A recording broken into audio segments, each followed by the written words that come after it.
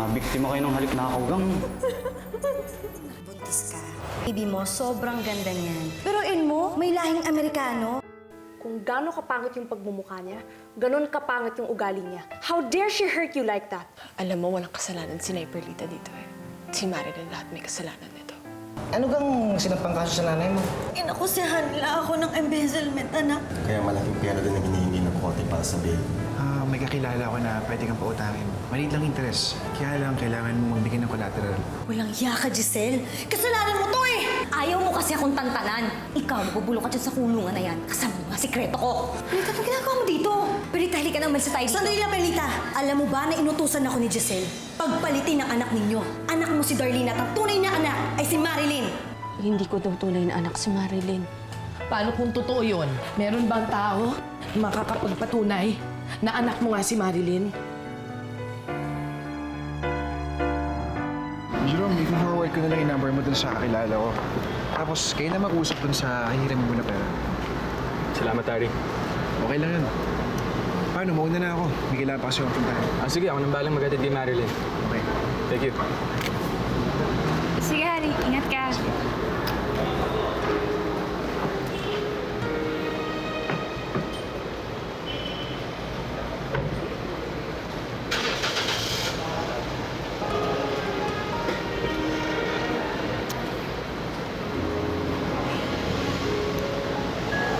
Ay, siya nga pala, Jerome.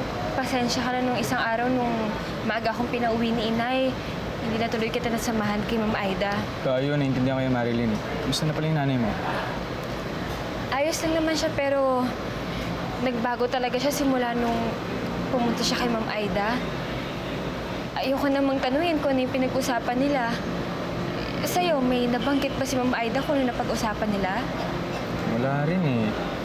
Pero nung chinek ko yung logbook sa presinto, sabay bumisita doon yung nanay mo, tsaka si Ma'am Giselle. Si Ma'am Lisa nandun din? Kung gano'n, anong pinag-usapan nilang tatlo? At bilang nagbago si nanay.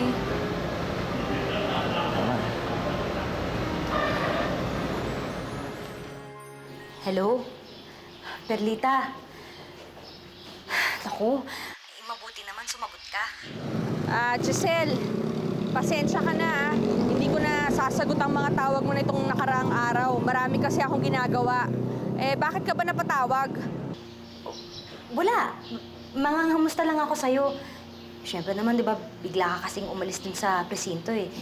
Kaya gusto ko malaman kung okay ka lang o kung naapektuhan ka dun sa sinabi ni Aida. Hindi. Di ba sinabi mo naman na hindi mapagkakatiwalaan si Aida? Oo naman. At saka siyempre, huwag ka maniniwala sa sinasabi nun. Ganun ba? Oo. Siyempre, ako yung kaibigan mo eh. Dapat sa akin ka maniwala, di ba? Oo, huwag ka mag-alala. Naniniwala ako sa'yo. Kaibigan kita at siguro naman hindi mo talaga ako lolokohin. O sige, huwag ka na mag-alala. Salamat, Perlita.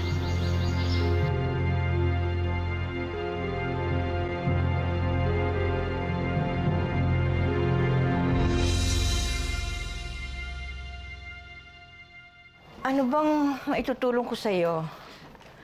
Aling Esperanza, kayo ho yung komadrona na nagpaanak sa akin noon. May gusto lang ho sana akong itanong tungkol sa anak ko. Natatandaan niyo ho ba ako?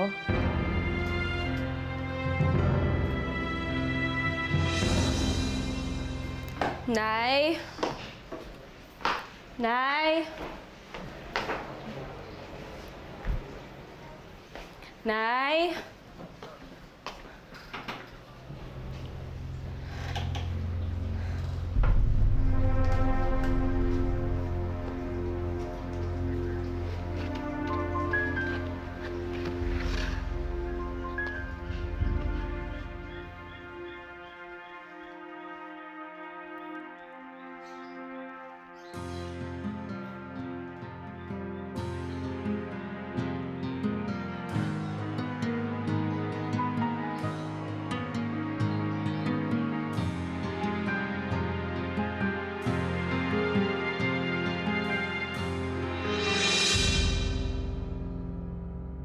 Alam mo, sa dami ng pinanak ko, Hindi ko na maalala yung mga detalyeng gusto mong tanungin sa akin.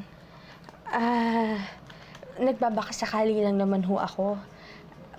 18 years ago ho yun, meron kayong pinaanak na magkasabay sa mansyon ho ng mga Carbonell.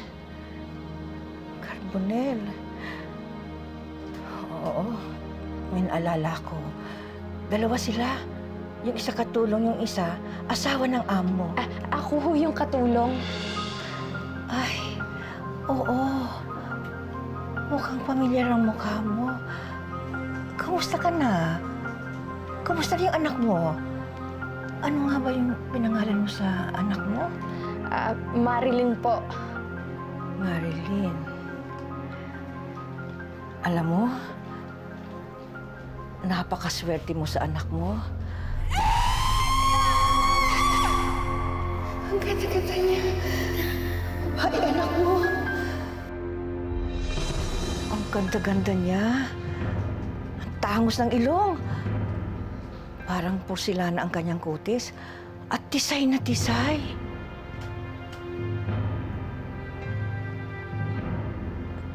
Yung anak ho ni Giselle Carbonell, ano pong itsura? Naku, sino makakalimot sa itsura ng batang yun? Bakit ho? Anong ibig niyong sabihin? Eh, hindi sila magkahawig. Ang iniisip ko nga parang na-engkanto yung mag-ina eh. Sige! Ay, ito na! Ito na! Ito na! Kung anong ganda ng nanay,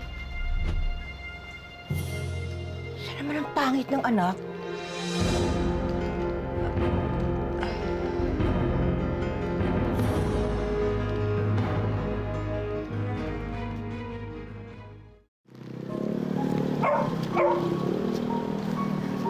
Perlita, nandun ako nung nanganak ka, diba? Kitang-kita ko ang ganda-ganda ng anak mo. Ang ganda ng anak mo, malaanghel ang itsura. Pero ang anak niya, yun naman ang kinapangit. Napakaswerte mo sa anak mo. Ang ganda-ganda niya. Ang tangos ng ilong. Parang porselana ang kanyang kutis. At tisay na tisay.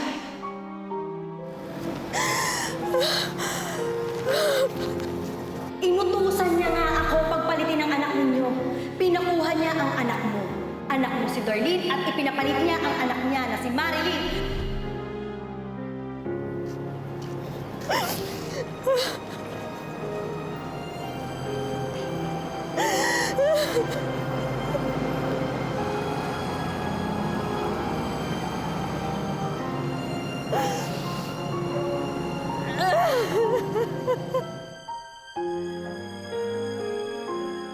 Masing-masaya po ako dahil ikaw ang naging nanay ko.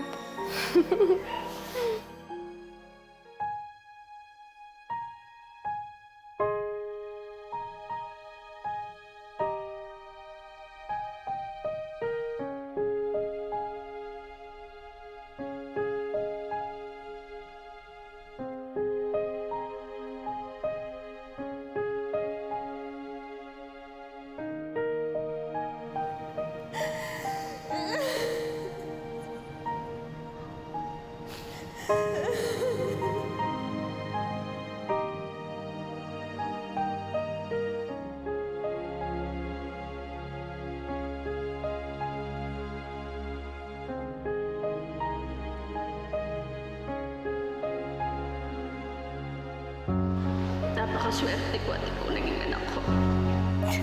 Talaga, Nay. Kaya huwag na po kayong iiyak, ha? Kasi masisira lang ang beauty niyo.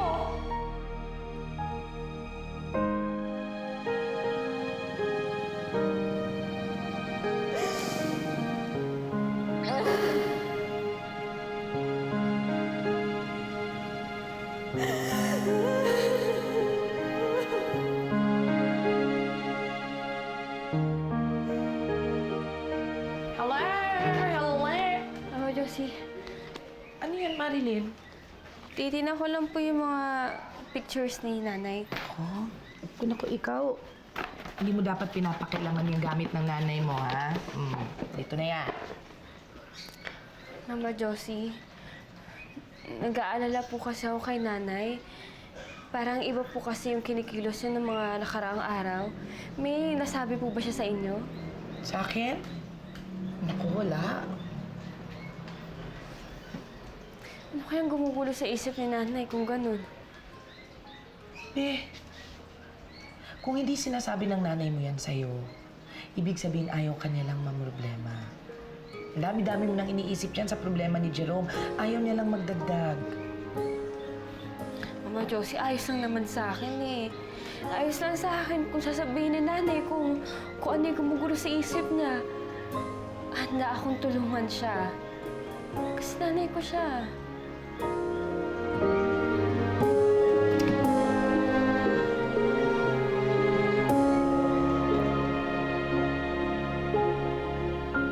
Desperada na talaga yung Aida na yan. Kahit ano gagawin niya para lang makaganti sa atin. Pati si Giselle, tinatakot niya. Hindi ko alam, Ziggy. Pero hindi maganda ang kutob ko sa asawa mo. What do you mean, Mama?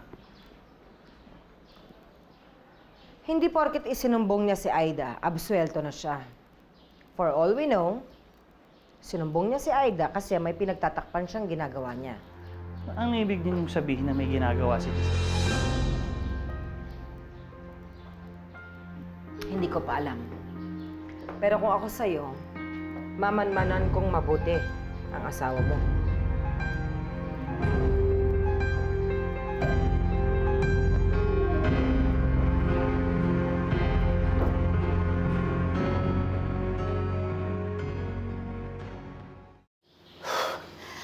Okay lang, Giselle. Hindi nagbago yung pakikitungo sa'yo ni Perlita, kaya walang rason para magpanik, kaya kailangan relax. Huwag ka masyado mag-isip, magkaka-wrinkles ka niyan. Meron na? Relax lang. Wala pa naman eh. Ikaw naman, kung makaloko ka, alam mo naman mabilis pag-panik yung tao, niloloko mo pa eh. Huwag ka mag-alala, magandang pagkakagawa ko sa'yo. Dapat naman, no, mahal mo maningil. Alam mo dapat mong gawin? Mag-relax ka. Cancelin mo lahat ang appointments mo ngayon. Punta ka sa spa. Pwede.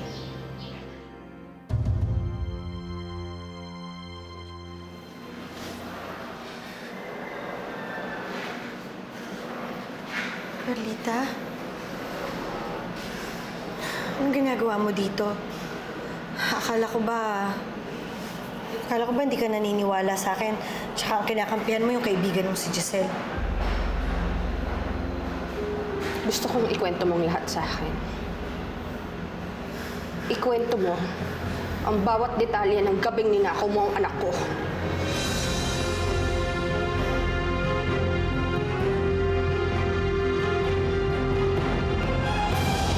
Sir, ito na po yung kontrata ng restaurant.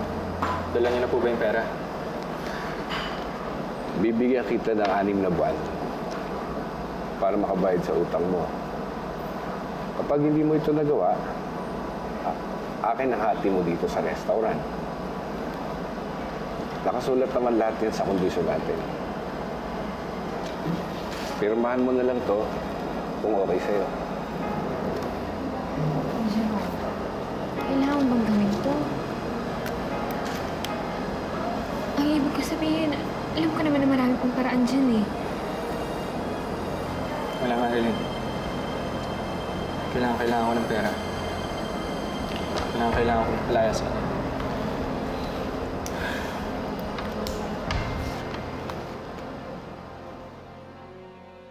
Paano mo nagawa sa akin yun, Aida?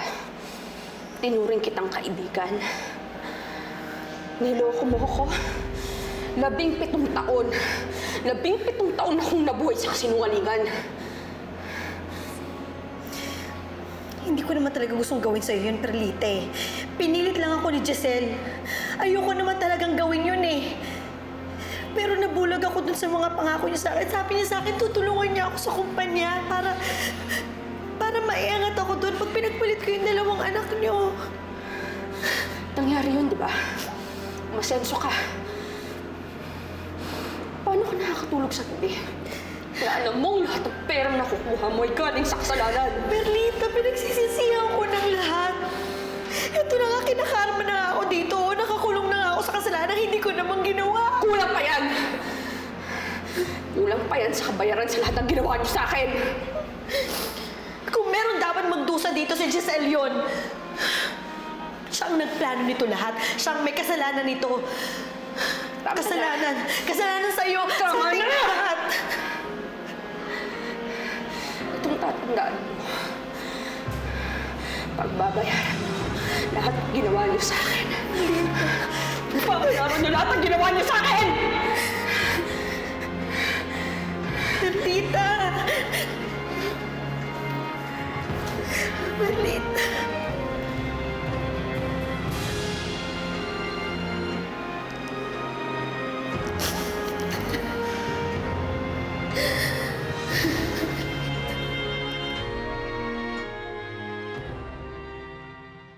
Hayop ka talaga, Giselle.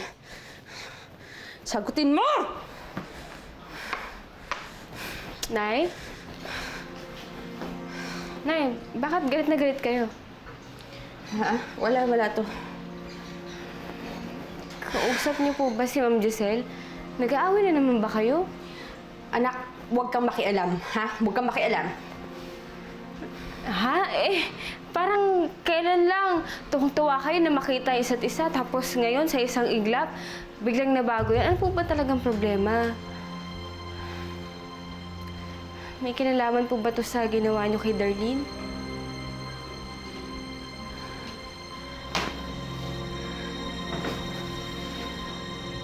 Si Darlene. Hindi ko siya dapat sinaktan. Hindi ko siya dapat pinagsalitaan ng ganon. Ang laki-laki na kasalanan ko sa kanya.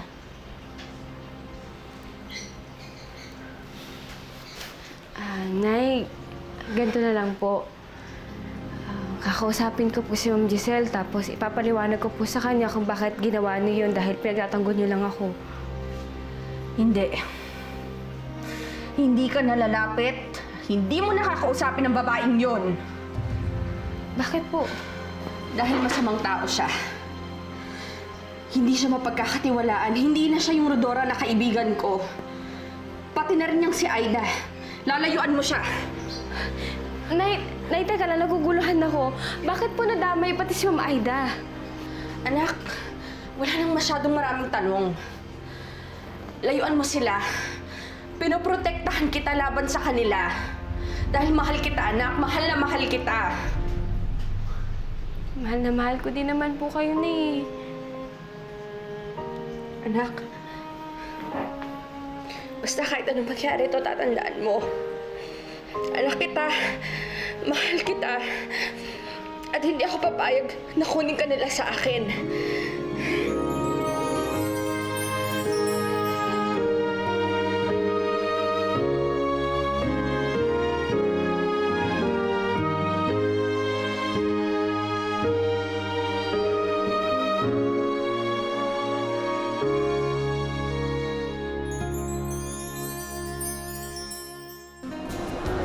Feeling ko kaya nag-aaway ngayon si Inay tsaka si Ma'am Giselle.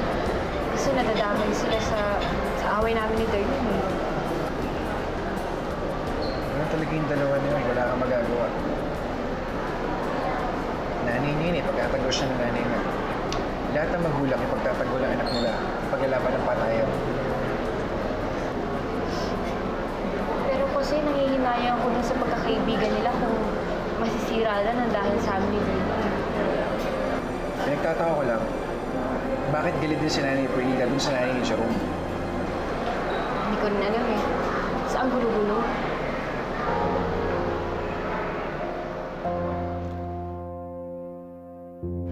Mars? So, ibig mo sabihin, totoong anak mo si Darlene? Oo. Kaya pala bata pa lang yun. Malapit na ang loob ko sa kanya. Nakakaramdam na pala ako ng lukso ng dugo. Ang balak mong gawin? Sasabihin mo kay Marilyn yung totoo?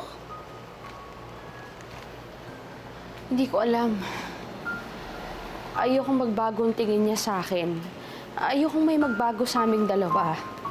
Dahil kahit alam ko ng totoo na hindi ko siya kadugo, para sa akin, anak ko pa rin siya.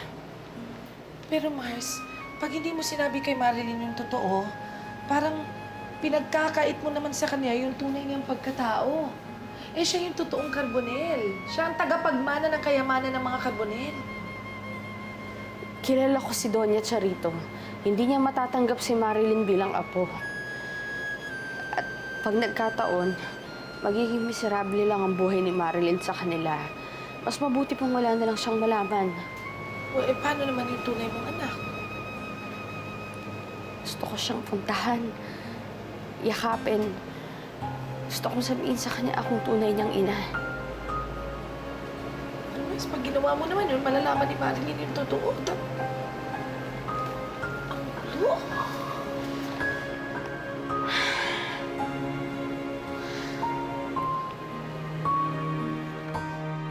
Baby, sabi mo nanay. Nanay! Nanay! Gugutom ka na? Uwi na tayo, ha? Nanay! Opo, nanay. Sabi mo dali, nanay. Opo, nanay. Gutom ka na? Uwi na tayo, ha? Nanay. Sabi mo, nanay. Kahit sinong pang tao sa buong mundo, matutuwa na maging anak ka nila.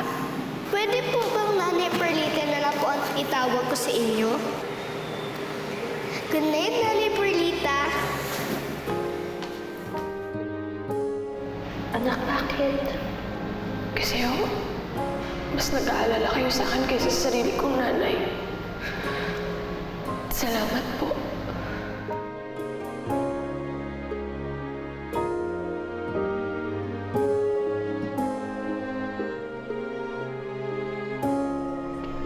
Babe, pinaalam na kasi si dad mo.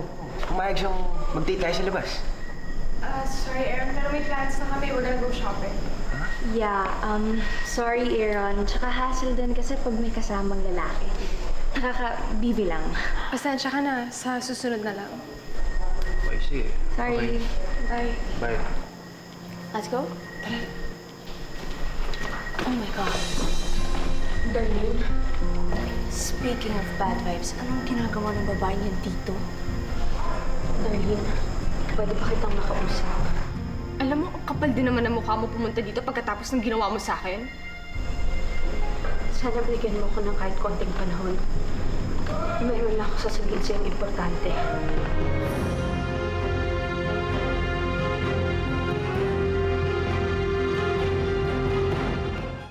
Oh, ano sasabihin mo sa akin? Darlene, You know what? I don't have all day. So kung may sasabihin ka, just say it. alam kong malaki ang galit mo sa akin. Hindi rin kita masisisi. Hindi ko nagawa yung obligasyon ko sa'yo. Malaking pagkukulang ko sa'yo. Kung alam mo lang kung gaano kalaki yung pagsisisi ko na lumaki ka na hindi ako katabi. Naiintindihan ko naman na Iperlita eh. Hindi yan naman choice umalis sa mansyon. Sana pinaglabang kita. Sana hindi ako pumayag. Hindi kita kasama. Wala ako sa mga pagdating araw ng buhay mo. Sa mga pinakamasaya at pinakamalungkot. Patawarin mo ako, darling, sa lahat ng pagkukulang ko sa'yo. Salamat na Iperlita. Hindi ko naman alam na may ganun pala ako ka-importante sa inyo. Pero hindi ko naiintindihan eh. Saan ba nanggagaling tong dramang to? Nagigilty ba kayo dahil lagi akong inaaway dahil sa anak ninyo? Hindi, Darlene. May kailangan ka pang malaman. Darlene, let's go. Pasensya ka na Iperlita. Sa susunod na tayo mag-usap. Sa puno tayo, Darlene. Hanap pa natin yung mga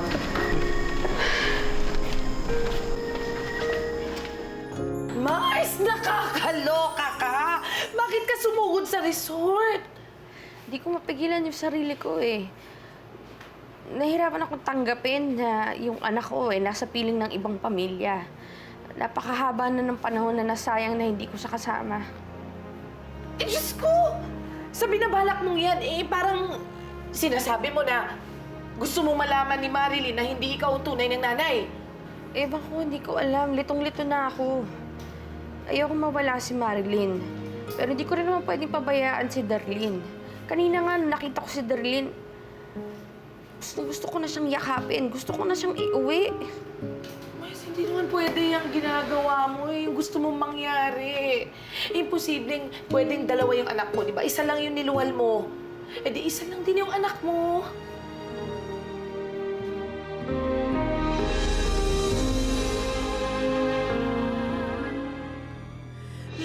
Simula ngayon, ayoko na mababanggit ang pangalan ng babaeng yan. At hindi ka na makikipag-usap sa kanya kahit kailan. Naiintindihan mo. Ba talaga nararamdaman ko, Mama Josie? Nagbago si Inay. Simula nung dinalo niya si Ma'am Aida.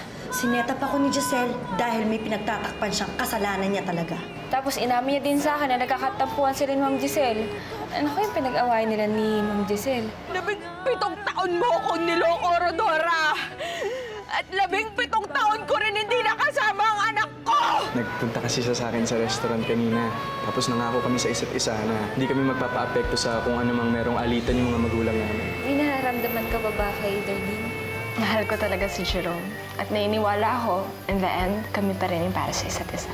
Binibigyan kita ng 24 oras para dalhin mo ang anak ko sa bahay ko. Kapag hindi mo nagawa yon, malalaman ng lahat kung sino ka talaga, Rodora.